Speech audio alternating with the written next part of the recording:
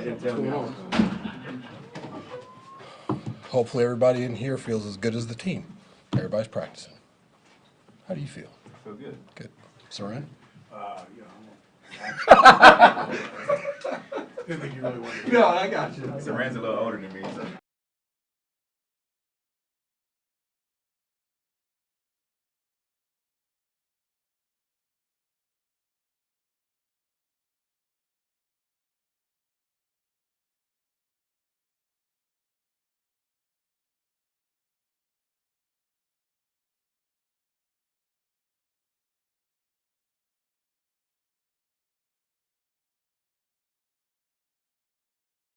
More people today.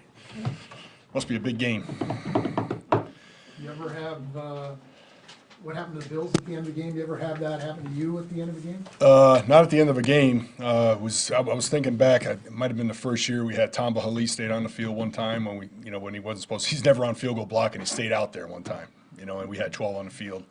I think it might have been the Chargers game. I was thinking back. But I mean, it's something everybody's going to have to practice for sure this week for sure. You're going to walk through it or whatever. So You guys, we're doing it. We're going to practice it today. That situation right there. I mean, it's you just never know, man. I mean, you never know. You talk about it, but you gotta actually go through it. What can you give us a little scouting report, maybe on how maybe Philly's different than they were when you guys faced in the Super Bowl, or what the return teams are like? Yeah, the return teams are very good. I mean, Covey. I mean, we had a lot of respect for him going into the Super Bowl too, and he ripped us for a long return. If you remember in that game, almost popped it. So I mean, he's definitely has our attention this week. I mean, we have to hang the ball up good. Tommy's got to be solid, and obviously we got to be good with our net coverage. To try to control him.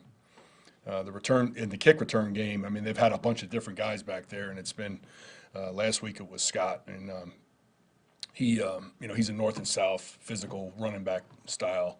He's got one return for 38. I mean, that's the only time he's really got one, but it was impressive. Dude, we're over halfway through, or about halfway through the year for everybody. Does anything surprise you, good, bad, or the otherwise, on the fair catching and the kickoff rule? Has it been different than you thought?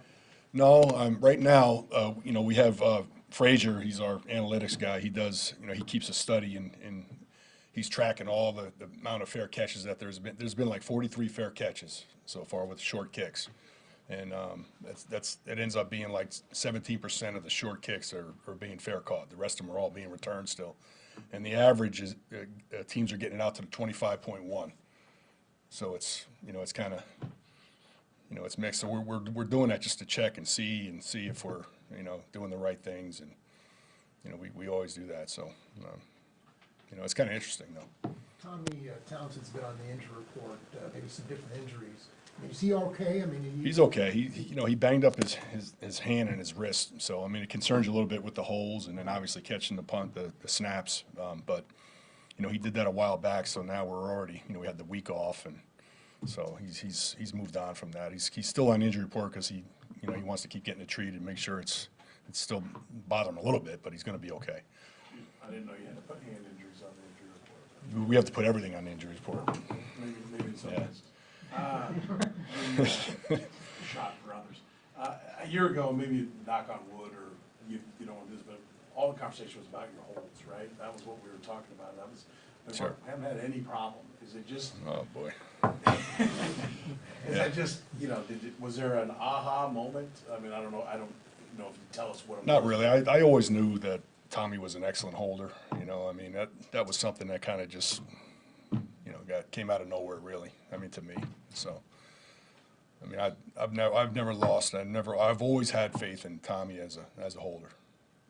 I mean, never lost it. He's been solid. I don't want to call it the yips or anything, right? But is that something you see guys they're great, and then somebody even 8-9 years in, they just get a little bit off? Sure. I mean, I've seen I've seen it happen to long snappers. I mean, guy's been great all year, and all of a for his whole career, 8, 9, 10 years, and all of a sudden they just can't snap anymore. It's kind of weird. I mean, it happens. I've seen it.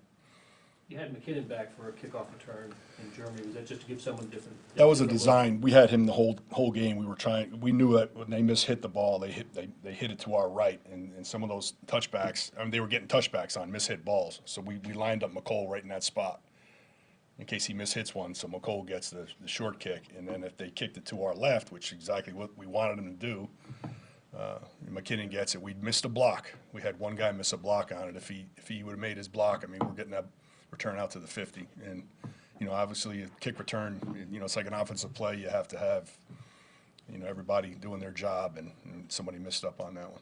No reason to change necessarily, but you sticking with McCole Hardman going into the second half as your both return. Yeah, McCole, we have faith in McCole. McCole's fine, you know, keep improving on his decision-making, and we'll be fine. Got a long way to go. We're getting better and better each week. It's been a while since the game, right? So I'm trying to think back to this. We've asked you a lot about McColl's returns and when to catch it and when to not catch it. You caught that one really deep. Yeah. Right, like the 2-yard line. Is that the right thing to do in that position? Not in that situation. I mean, that one, he kind of kept drifting back. We had a return call, so he wanted to return it. We had double the gunners, and, you know, we had a return set up, but the ball just kept drifting back, and he's got to have awareness of where he was at. That probably would have been a touchback, probably. I mean, if it hits, it's going to go touchback. Brent, at the midway point, who's leader on your points board on special teams? That's a good question. Right now, you know, Bucker is just crushing everybody, but I mean, you take the kickers and the punter out of it. I mean, you got Leo Chenal, who's very, very consistent. He's been playing great, and then a rookie Connor is really doing well. Number 27, Shamari. I mean, he is, for a rookie, he's a good player, really good player. Last one. You're off. That is the last one. All right, thanks. See you later.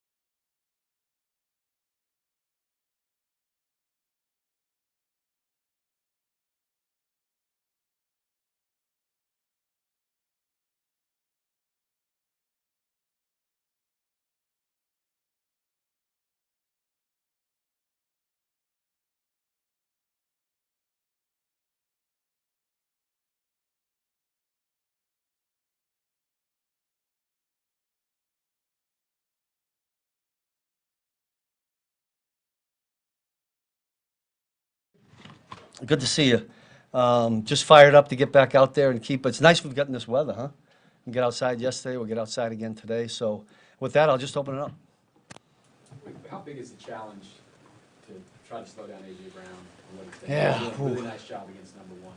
Yeah, it was a challenge when we played them, whatever it was, 10 months ago, and it hasn't gotten any easier.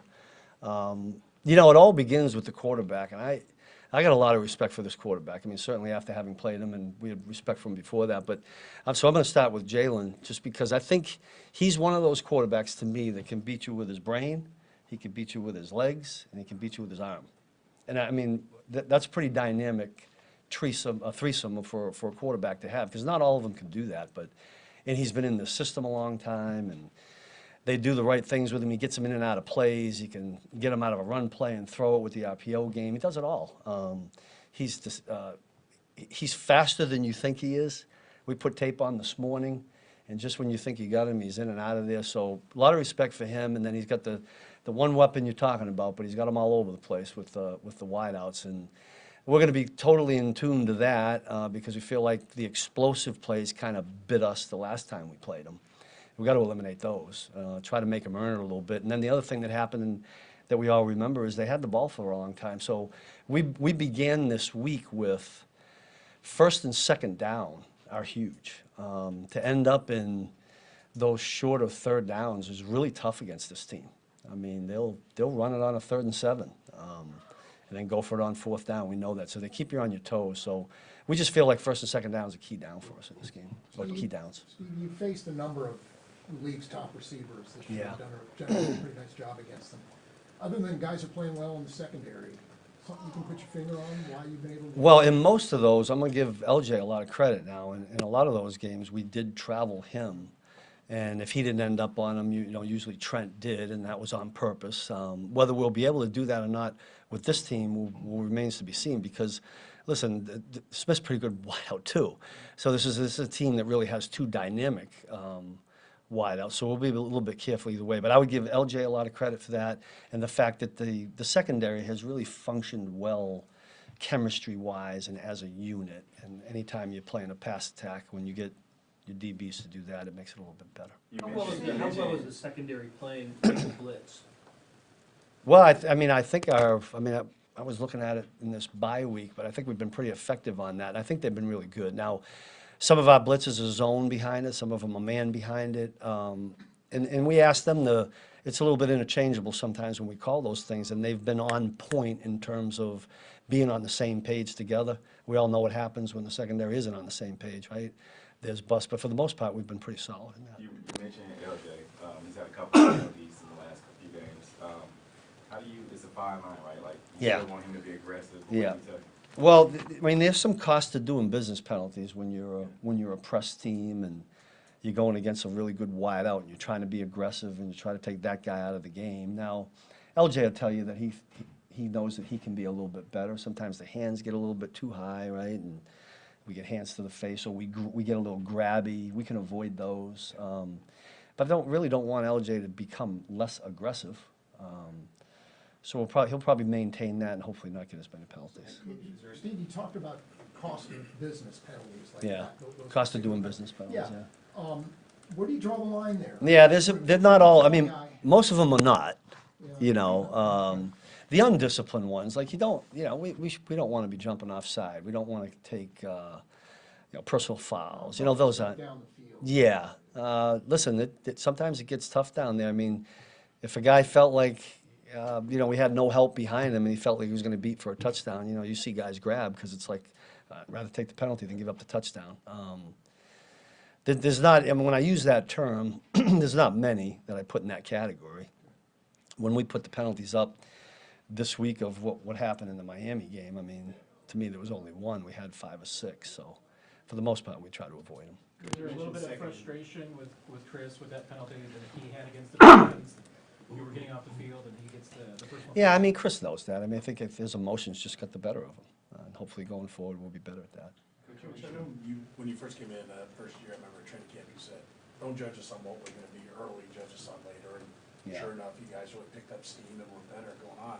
Last year, the theme was, look at all these young guys and wow, they're playing well. Now you're playing even better. Yeah. Is that a process of you're able to give more to them? Like we're getting all the way into the Steve Spagnuolo defense? Or A little is it just they've been in it and they act faster? I think it's probably more that because we haven't changed too much. There's been curveballs here and there. I talked with him this week about, listen, I mean, we've had some success, but you can't get a playoff berth in half a season. You can't win a Super Bowl by winning 7 games. There's a lot more to this, and so we want to be doing that as we go. And part of that is, when you got 9 games of film, talking about on our defense, offensive coaches in this league are pretty smart. they start to figure out. So we got to be able to put some tweaks in there. And I think with this group, to what you're saying, I think you can do that because everything else, they feel like they're confident in doing what they're doing. So you throw a couple of curveballs at a team, hopefully that keeps you ahead of the curve. And Dave's just a follow, Dave's your position coach on that. He's obviously, got a lot to do. Dave Merritt, you're talking about? Yeah. And he was with you in New York, Yeah. won the championship. Are Yeah. you surprised not a defensive coordinator in this league already? Well, yeah, I mean, I think we got a bunch of guys on the defensive staff that could do that. Joe certainly has already done it. Brendan's been, he's been doing it for a long time. I hope that happens for all of them. It's like when I was in Philadelphia and Jim Johnson was the coordinator, he was hoping myself, Sean McDermott, Leslie Frazier, Ron Rivera would all, and it happened, and I hope that for our guys too. I really do. You mentioned second and third down. Obviously on 3rd and 1/4, the one they have the rugby style. Any beat on any way potentially? Yeah, I'll get back to you on that. Listen, we watched. I mean, I think Washington had one play where they actually did a pretty good job, and I think they might have been a stop. Then they went for it on 4th, and that's the thing. If you stop on 3rd and 1 for a half a yard, they come right back on 4th down. You got to do it again. Listen, we'll try to be as stout in there as we can. I don't have any secrets on it. I wish I did. The best thing we can do is try not to be in those situations. That's why I'm going back to 1st and 2nd down. Yesterday, Chris mentioned watching rugby film. Yeah. He was joking, but is that? I don't know if he I haven't put any rugby film up, but it wouldn't surprise me if they were taking a look at that or talking to people that do it. Maybe that's the way to go. I don't know enough about. I love rugby when it comes on. I'll watch it once in a while, but I don't know enough about it. I know that thing moves though, right? I mean, it's not like it goes backwards all the time, so I don't know. But when it moves, it's not for a first down, right? So with that, Steve, is there, do you spend more time on it from a rep standpoint than Yeah. what you would normally do, or is it just something where you have to trust the guys to just? Yeah, there's a little bit of trust involved. I mean, look, we cannot simulate that in practice. I mean, you got to be full padded and be doing that, and we don't practice. Nobody in the league practices that way now. And so it's more of a, it's an assignment thing. We're talking to guys about maybe we could do this. We're trying to steal things that were on tape that we thought were pretty good. But it's a mano deal, right? They're pushing us. We try to push them back. 2 more. Steve, you mentioned Sorry, 4th Lindsay. downs. Obviously, the Eagles are as aggressive as anybody Yeah. in 4th downs. Just, you don't have a choice in whether or not they're going for a 4th down. You did once, but a lot has changed in that short time analytically. I'm just wondering how you view just the concept of The fourth going for it. 4th downs. Yeah. Oh, well, look at that. I mean, I'm on the other end of that, right? We're at the mercy of whether they decide to do it or not. I mean, a lot of it depends on how you feel about your offensive guys, where you are in the game, the risk reward, and it feels like more people are getting riskier. But this particular team, they feel pretty good about when it's only that far to go, right? And they've been pretty successful at it, so. Coach, another kind of big picture one. The defenses as a whole in the league are playing lighter and lighter in the box, yet this year they're better at stopping the run. Is that right? Yeah. When they do that stat, are those run plays they're counting only with lighter box counts or just runs in general? I think the way it was phrased, lighter box, they're better with lighter boxes. Defenses overall are better. With lighter fewer men boxes, in the box, yeah. and they're doing a better job of stopping the run. Is that more an indication offenses aren't running anymore? They've been hearing how you gotta throw all the time, and they're not as good running it, or you guys I don't figured know out that. something on your side Yeah. that's better? I'm not sure I got a good answer for that one. I'd have to go and look at it a little bit. I mean, I know from our standpoint, we're always, really it doesn't matter who we play.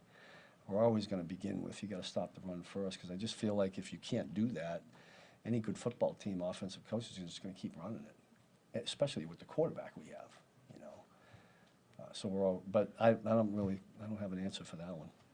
But that'll be an off-season study. Thank you, Steve.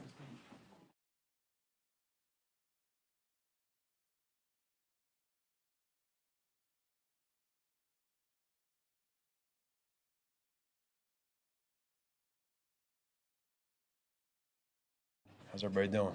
Good. All right, how are you? Hey, Matt, when you look at your deep passing game, it hasn't been as successful as I'm sure you guys would like. I know defenses are playing you a certain way, but Is that the reason for it, or there's some things you guys need to execute there? It's probably a little bit of everything. We obviously look at that stuff.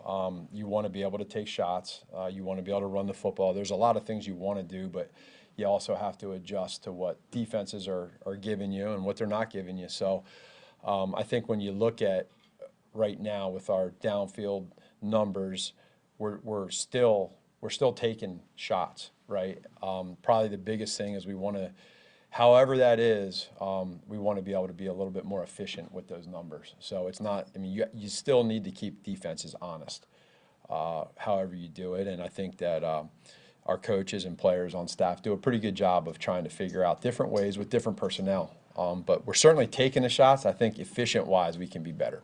And you talked about, you know, with guys like Rashid Rice, you have a package and you kind of go from there with where it is. Big picture, I know there's, you know, all these option routes, and your offense is quite complicated, and it's a process for everybody to learn it, but I don't think, you know, off the top of my head, I don't think you have any receiver that's been here more than 2 years, right? So everybody's fairly new. Sure. And then you got a bunch of young guys, too, that are new to the NFL. Is there a scaling back of the offense, is that, or is it, we gotta get to where we gotta get to, and they get eventually they gotta get the whole package, or do you have to, for There's lack of a not- better term, dumb it down? Yeah, no, there's not a scaling back on it. That's one of the things Coach Reed has always done. Every year I've been with him since back in Philadelphia, it's always been starting in training camp OTAs, give them a lot, see what they can do well, and then adjust accordingly to their strengths. With the guys that we've had and what you just mentioned with having a couple guys, or most of the guys that are here, you know, a couple years, there's a little bit of putting a puzzle together of what they do well. The timing element is probably the biggest thing that I think, forget us as coaches, but Patrick with the guys, is trying to figure out what routes they run well, and then the timing element to that with the defense. So I do feel like these guys are really mentally starting to grasp what we're trying to get from them, and we're doing a good job of trying to figure out what they do well, and now Patrick's doing a good job of practicing those routes with them. Now at this point in the season, we've set ourselves up record-wise to be able to really know that, hey, we keep doing good things, we keep getting this thing better on offense. It's a challenge for us, and I think players and coaches, we want to do that. We understand that we can be better. But at the same point in time, big picture from the self-scout and looking back, there's two big things that jump out, and that would be the penalties and the turnovers. And I'm saying specifically offense for us. So it's not that we're not moving the football or we're struggling, but those are the two big ones that we got to reduce with our defense the way they're playing. I think, you know, we can really make good things happen. Talking about guys grasping things, and with Rice in particular, he had the most snaps of any of the receivers against Miami.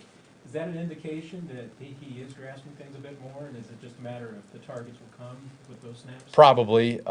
He's, again, done a good job of trying to understand this offense and how he fits and how we fit him into certain things, and us figuring out what he does well. So you'll probably continue, and that's a good thing. I mean, again, when you draft somebody, you want to develop them, and it takes a little bit of time. It doesn't happen overnight.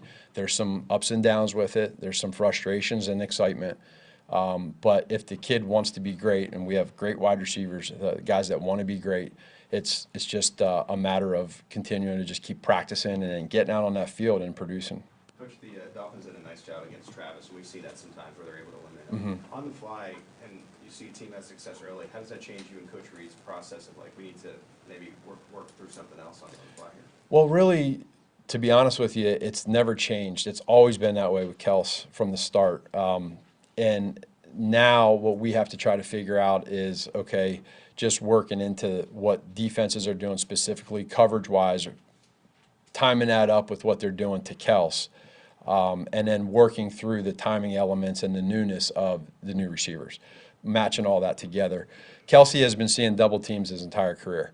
That hasn't changed. How people get to it hasn't changed. So we know adjustment-wise within a game, we got to prepare game plan-wise, and we got to prepare in-game with Kels. The other stuff is a matter of preparing each week and adjusting each week with those guys and matching it all together. But none of that has changed with Kels, the game plan-wise stuff. Matt, is there a common theme in regards to penalties and turnovers that you're noticing that you can sort of say if we just do this better, it'll naturally lead to fewer penalties and turnovers? I don't think there's a theme to it, but it certainly happened too much. And it's all about, it's tied into rhythm. And you look at, like, in Germany against Miami, we came out the first drive, great energy, efficient, go down, score a touchdown or a supposed touchdown, gets called back and score another one. Right. And it felt great on the sideline. First half, better drives, things were good, no penalties, we stayed away from the penalties. And then we come out in the second half and we had 2 big penalties that just stalled drives, and then we had a fumble, we had a turnover on a sack fumble. All of that happens, and we had control of that game. We were in a great place. And so when you got to punt the ball, you go 3 and out. If you have turnovers, it's not like it's happening all the time, but when it's happening, and it just goes to show, I look at it from the positive side, and Coach Reed, preaches this all the time, and we all do, is that the good thing is that if you just reduce those and eliminate them, great. If you reduce them, Right. just look at where we can be, because we're doing a lot of great things. The players are doing a great job of executing. We just got to reduce that negative stuff. Based on that discussion, do you feel like, I guess, how do you shape the idea of, like, we need to change offensively versus what we're doing is working based on the defenses we're seeing, and just trying to stick with what you guys have presented so far? Yeah, we have an identity on offense that changes every year with the personnel and the people. We also, even scheme-wise, it changes as well. But throughout the season, as you go through and you see where things are at, if it's a penalty, what are the penalties? Are they false starts? Are they holds? Whatever those are, how do we reduce that? And then we lock in on that. And the guys most of the time know that. The turnover stuff, what happened on the play? Was the play open? Was it a poor decision? Was it a drop? Was it a tip pass? When was it? And so we take all that into account, because in the end, the team that has the best turnover margin as a team, offense, defense, special teams, is going to have a phenomenal chance of being in where we want to be. We're a part of that on offense. So we got to respect the football and take good care of it, but yet still keep that aggressive mentality that we've always had, and adapt to the way that defenses are now playing across the league, and be able to accept that and find different ways to exploit it. You mentioned the different penalties, and that's an oddity. We talked so much about Jawan with the false starts, but you guys as a team really don't have a problem with that. But you're I think one of the 5 most penalized teams with holding. How do you address that? I mean, is it when they occur? I mean, is it sometimes holding on the ball too long? Is there any comment? Yeah, there is some of that, Matt. There's for an example is, I can't think of one specific play, but I do know, and from playing this game a long time and playing myself the quarterback position, is you can also help out the O-lineman and when it happens. So if you, for instance, as for Pat or for any quarterback, when you drop back, if you drop back too far and your feet aren't right, and then you try to flush the pocket, and for whatever reason you had a good pocket in the middle and you flushed out and the guy just instinctively grabbed them, that if that's happening too much, then you got to be aware of that, the O-line and the quarterback. If it happens every now and then, we like when Patrick scrambles at times too. So we can't, it's a double sword edge. Like, you can't say, well, don't do this because good things happen. You got to be careful with it. So we've looked at all of that, and we just, we want to focus on, hey, just trying to keep your hands tight inside with the holds.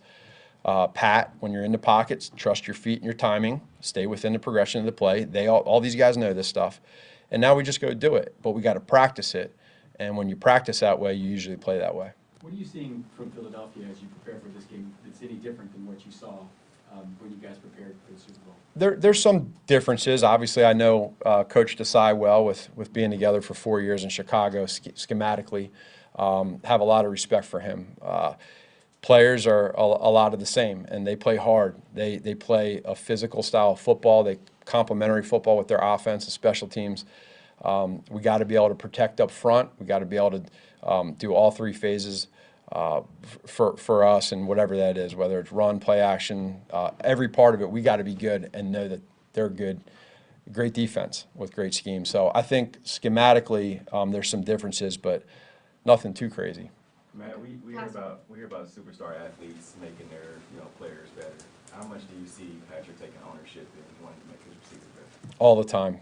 And I probably, it's probably not out there as much as it should be with his accountability. He's the first one.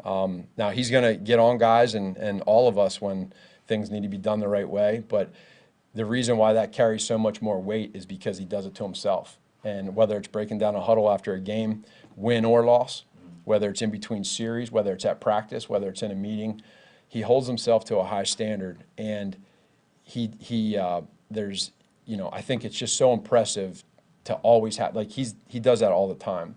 So when you have that, it carries a lot of weight, and the guys respect that. The coaches respect that. We're all in this thing together, and we're just very lucky to have them. Thank you, everybody. Thank you. Appreciate it. Thank you.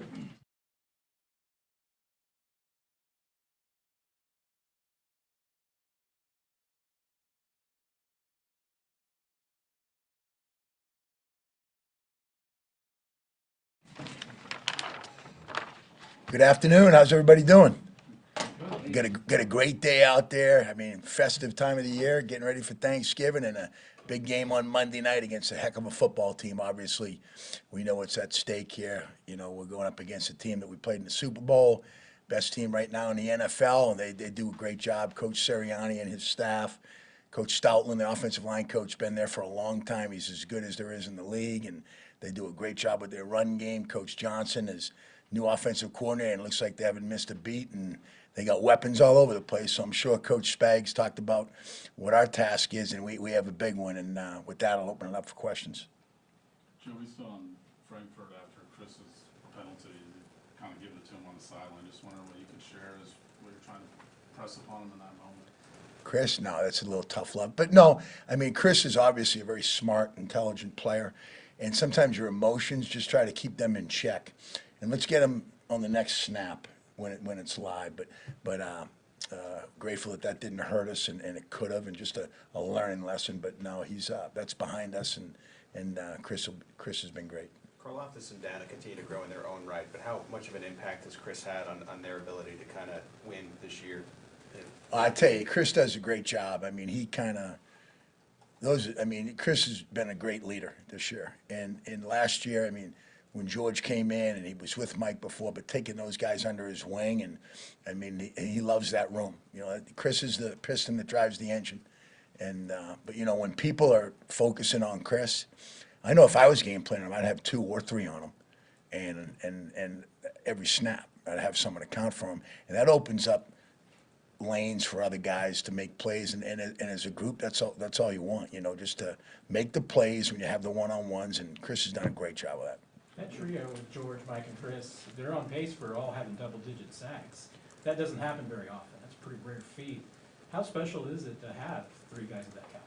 We don't even know that. We just know that it's the next snap. Coach Spags calls the defense, puts us in position for the players to make plays, and we always talk about this in the room, and Chris said it the other day, when all 4 as a front, or 5, when Coach brings 5, are working together, it doesn't matter. It's the unit that gets the sack. It's the Kansas City Chiefs. And when that happens, good things happen as a defense. Coach, besides the obvious of keeping them out of 3rd and 1, right? Like, you're going to face their tush push, and it's been incredibly successful. They got you a lot, obviously, in the Super Bowl with it.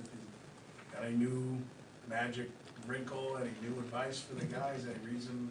If anyone has any new ideas, let me know. But no, that's something we've really talked about after that game, and Coach Spags over the offseason, and just being able to get a little bit lower, do a few things that maybe will help it. And last year they jumped, and they got us to jump, but we got them in a 3rd and 1. They jumped, and then we got the touchdown right after that. So it's about stopping it with leverage, and then people being able to get the quarterback, because the extra push and the second push is really what gets you. But we're going to try to do everything we can to keep them out of those situations. Let's get them 3rd and long. I get the feeling that, like, your take on it, it's in the game, we got to deal with it anyway, but should that play be in the game? Do you think it?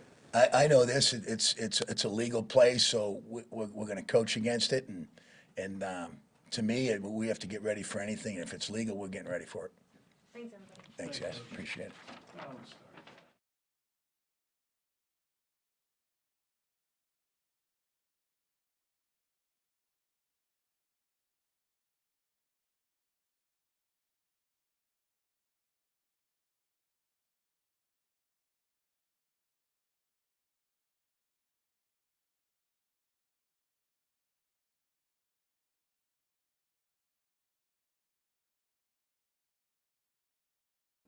Next one up. Go for comment.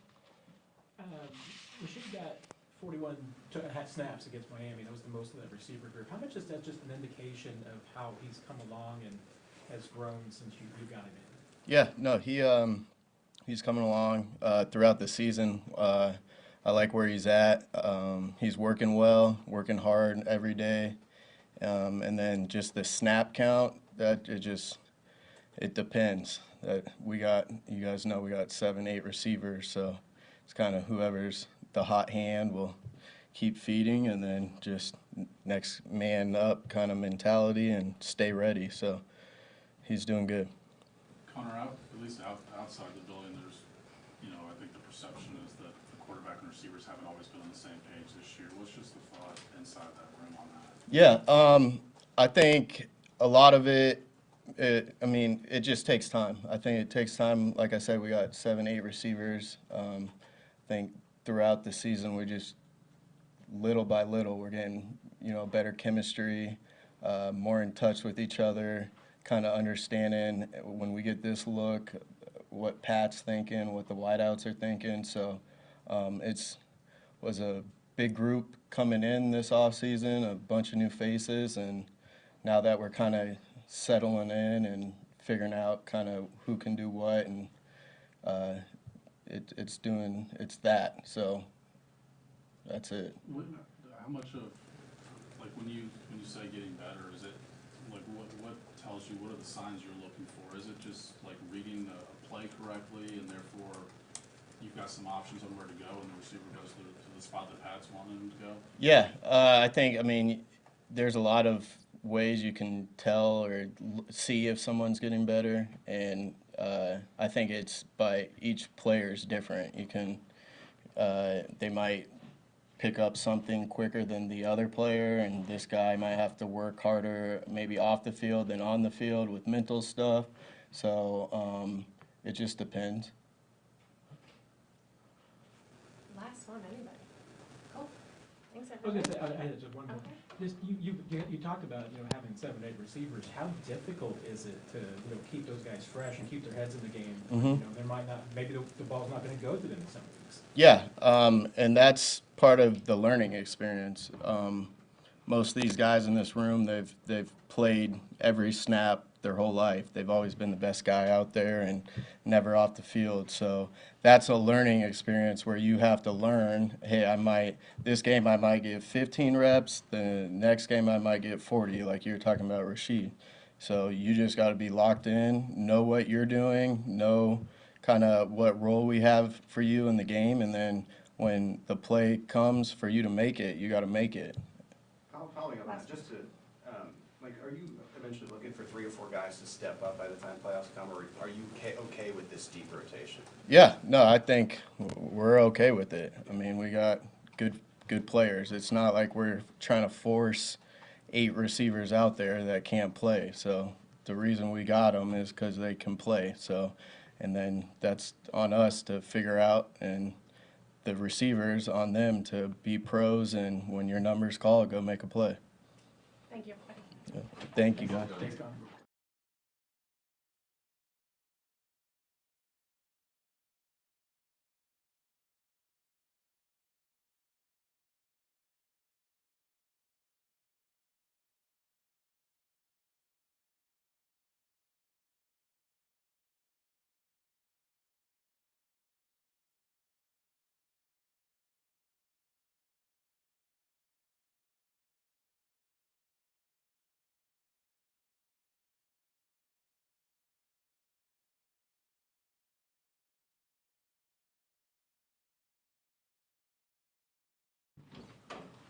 Go for Coach Girardi.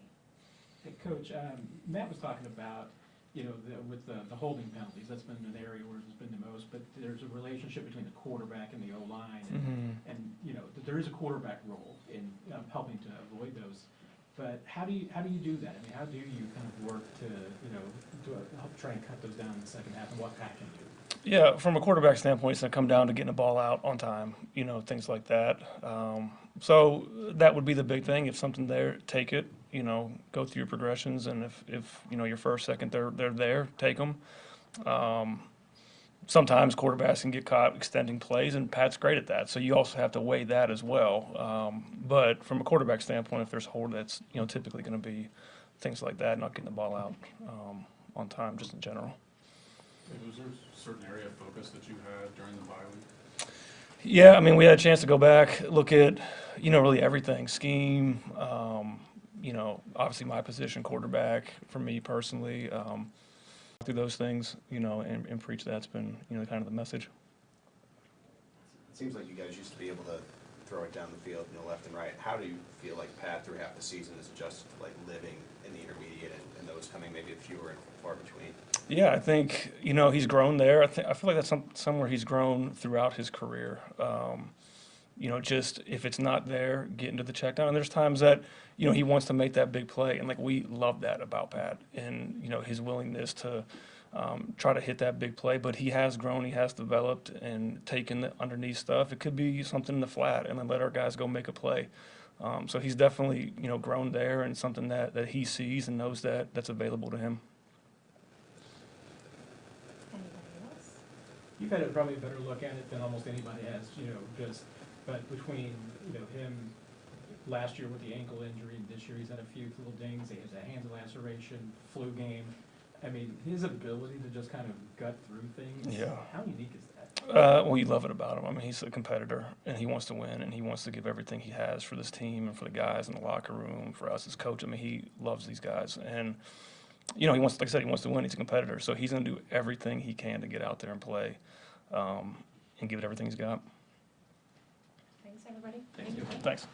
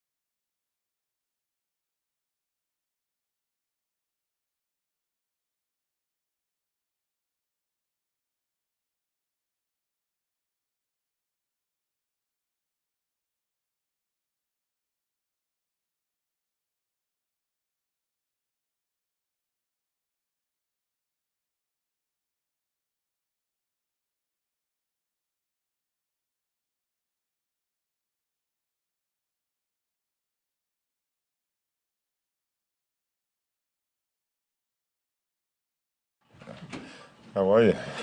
Go for Coach Merritt. We were talking with Spags about penalties for LJ. It's, he's had, I think, 7 over the last 3 games, Right. and holding PI category. And it being a cost of business, doing business, how do you make sure that he kind of maintains that aggressiveness and, living maybe with some of those penalties? Yeah. I think the first thing for LJ is at the line of scrimmage, nothing is going to change other than lowering his target. He may have had one that was called hands to the face, but majority of his penalties are going downfield when he's in phase.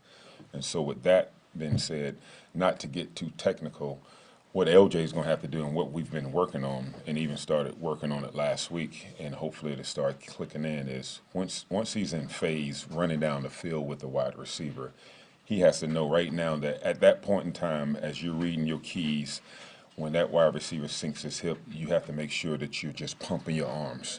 But what he's doing is he's grabbing, he's reaching, trying to just hold on, almost like a little kid would do to a mommy or daddy when they're trying to run away from him. He's like grabbing.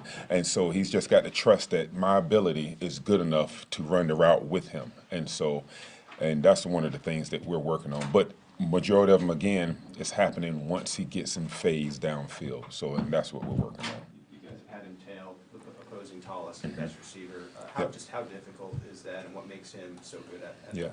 So we give LJ a Nim Leeson assignment. You go and take care of this, and so therefore he can study film on that particular wideout, and he's done pretty decent so far. I know there's some plays that he wish he can have back on certain guys, but overall, LJ being able to go and match up with an elite receiver that's outside or inside, that allows you to do a lot of different things. And so we've been blessed to be able to have a young man like LJ and his skill set. If we remember, he came out of college as a safety, and he thought he was going to play safety in the NFL. And so, and we tricked him a little bit and hypnotized him and said, you can play corner. Wait a minute, you're going to play nickel this first year. You know, T5 was excited. The Honey Badger was excited because he can go back and play safety. But LJ, he's learning constantly still. And so he's just a fun guy to be around. And when you can match him up, he doesn't flinch. So it's been great. Hey, Dave, what traits of Steve's do you think enable him to be successful as a coordinator and things that perhaps influence you even? Yeah, Spags and I go back a long ways. I mean, I'm talking back to 2001. We were friends. I still remember when Tom Coughlin called me in 2006, heading into the 2007 season, and asked me about Spags. And I was at the Senior Bowl at the time, and next thing you know, he became the coordinator. But some of the traits that he brought to the Giants when we first started coaching together in 07, 08 was his consistency to just basically stay the course. No matter what happens, he is preaching the same message, and he is teaching fundamentals, which is one thing that I pride myself on, is teaching the kids, the young guys, fundamentals. But he stays consistent to what he's called to do. And when he came back after he left in the 08 season and came back in 2015 at the Giants, I was like that cockroach you couldn't get rid of at the Giants. You know, I was just there when he came and was there when he left, and then there again when he came back. But he came back with the same fire and eagerness to be able to teach young guys how to play football, even if it's just something small as playing curl flag. All right, where are your eyes? Where's your angle of departure? How he teaches the technique and how he convey his message to the young guys is one of the things that I see that is one of his great skill sets. And so I'm happy to be around him. And just part of that is also, obviously, he's consistent, but also innovative, I assume you'd say. Oh, yeah. Those two go together. Yeah, I actually just yesterday in the defensive back room, and after I made this statement, Mike Edwards as well as Deion Bush shook their head. I told the young guys, I said, you would never play in another system that's as hard as this one. We play from cover 0 all the way up to 3D clue 2-to-1 read corners. I said, so no matter where you go from this point on, if you find another coordinator that puts more on your plate to know, technique-wise, to know coverage-wise, that changes up with the same look, I said, make sure you give me a call and I'll pay you $100. So, and I said that, asked the guys, I told them that yesterday, because there's no other coordinator in the league that's going to give you the amount of volume that Steve gives the players every week. And it's constantly changing and it's fluid. And so it's exciting. 3 left, Yes. Adam. Dave, with Trent McDuffie, we obviously see he's playing better, but when you look at him, what are the reasons why, you think? I think maturity. He came in here as a mature guy. Trent was probably the highest graded corner that I had ever graded coming out of college. So his IQ was already there. Never, ever imagined that Trent would be here with the Chiefs. And so when we were able to go up and get him, that was a big Christmas gift to all of us. And so I think just his maturity, his ability to be able to take it from the classroom and what you say verbally and can picture and visualize what it is that you want him to do. And so once you get on the field, you're not wasting time explaining it again. So a lot of guys, as you explain it in the classroom audibly, then all of a sudden you may draw it up on the board. Okay, then they may see it. Some guys still need to walk through. Trent is able to take what you give him. He's able to basically grab the concept and be able to just compartmentalize it and put it where it's supposed to be, and then he can use that tool when it's time to use it. He's tremendous. When you say highest graded, you mean overall? Yeah, I mean, Trent, from my 20-plus years, just been in the league a little bit, he is the highest graded corner that I've graded that we've been able to draft. Let me say that. As far as drafting them, there's been some other guys. You know, you look at the Sauce Gardners. Don't get me wrong, Cromartie back when he was at Florida State. But I'm just saying, for a guy that I've been able to coach coming out of college, I've never had a guy like Trent McDuffie fall to us. Dave, back to Snead for a second. You talked about how making him a corner. When Yes, sir. Got here. It's easy to see now. You guys made the right decision. Was it that easy to see then, or was it maybe a difficult decision? No, you can see it now. He's a COVID baby. So, and I say that because I didn't meet him until we got to training camp. So I saw him on video, and I call him all the time, "You're a COVID baby." So we didn't have a chance to work with you in the off season, and so from day one, when you saw this young man's explosiveness in and out of breaks, and then you didn't know that he had then the violence that you can see within his football violent nature, but he has heavy hands and he's a competitor. Even in our jog through, there's a young man by the name of Anthony that run routes for us, and Snead would like for Anthony to release full speed every time, and we're in jog through. That's not Snead's MO to just walk through. He wants work every day. So you could see that right away that he was going to be pretty good.